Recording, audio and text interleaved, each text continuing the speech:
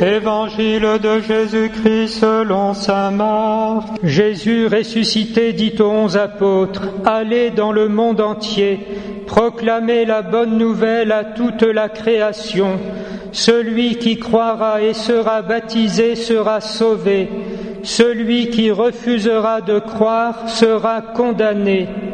Voici les signes qui accompagneront ceux qui deviendront croyants. En mon nom, ils chasseront les esprits mauvais.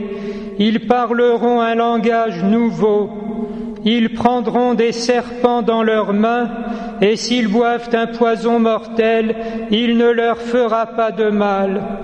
Ils imposeront les mains aux malades, et les malades s'en trouveront bien. » Le Seigneur Jésus, après leur avoir parlé, fut enlevé au ciel et s'assit à la droite de Dieu. Quant à eux, ils s'en allèrent proclamer partout la bonne nouvelle. Le Seigneur travaillait avec eux et confirmait la parole par les signes qui l'accompagnaient. Chers frères et sœurs, en cette fête de l'apôtre saint Marc, évangéliste, nous entendons cette recommandation de Jésus ressuscité, exprimant tout pouvoir reçu du Père, comme le note de son côté saint Matthieu, proclamer la bonne nouvelle à toute la création. Celui qui croira et sera baptisé sera sauvé, celui qui refusera de croire sera condamné. Parole qui n'est pas très souvent soulignée, c'est pourquoi nous nous plaisons à le faire. Oui, devant l'annonce de la bonne nouvelle, devant la vérité de Jésus, ce qu'il est en personne, lui qui est venu pour nous donner la vie, le repousser, le refuser, en n'acceptant pas l'obéissance de la foi, c'est se vouer à la condamnation. Nous en tirerons 2 remarques qui sont assez importantes pour notre gouverne.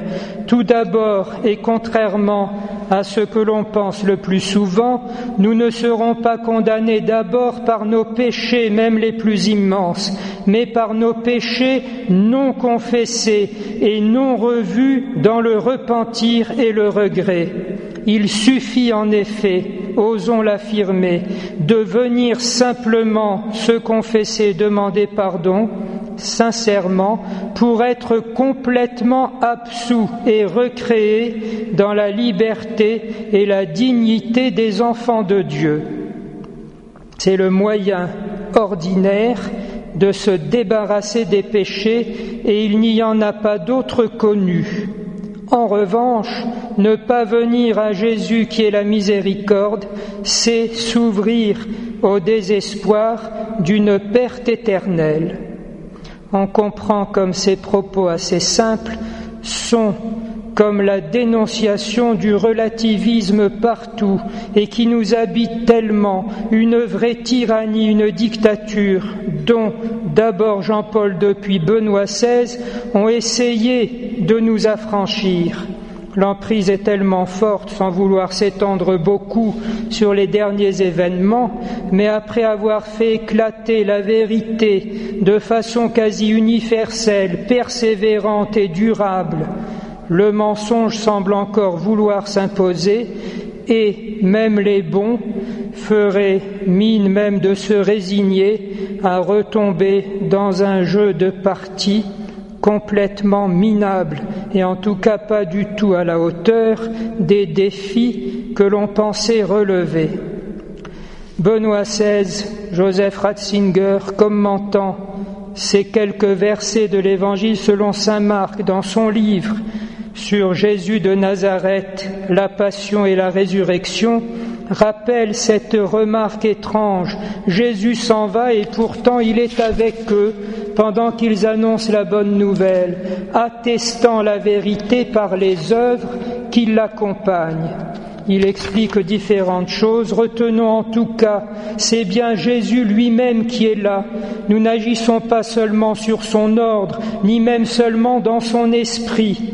Il est en personne vivant. L'Eucharistie nous le rappelle à chaque fois que nous le célébrons, que nous y communions.